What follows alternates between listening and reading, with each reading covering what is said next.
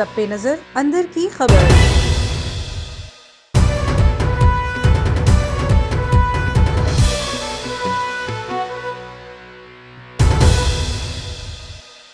अहम खबर से आपको आगाह करें कि पाकिस्तान में कोरोना के फैलाव में मुसलसल इजाफा जारी है। पाकिस्तान में गुज़श्ता 24 घंटों के दौरान 2304 केसेस रिपोर्ट किए गए, जबकि 37 अफराद जान से गए। अहम खबर से आपको आगाह करें हैं कि NCOC के एतादोशुमार के मुताबिक गुज़श्ता 24 घंटों में 37 अफराद जान से गए, जबकि 2304 नए केसेस रिपोर्ट हुए हैं। कोरोना टेस्ट मुस्बत आने की शरह 4 माह की बुलंद तरीन सतह 6.24% पर आ गई। गुज़श्ता रोज 36,923 टेस्ट किए गए।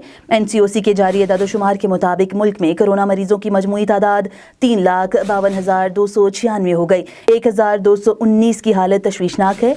12 नवंबर को मजीद 37 अफराद जिंदगी की बाजी हार गए। मरने वालों की कुल तादाद 7,092 हो गई।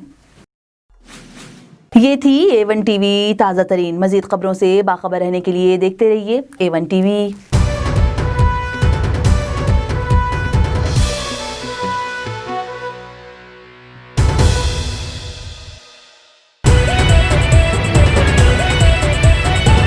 A1 TV, सब पे नजर अंदर की खबर।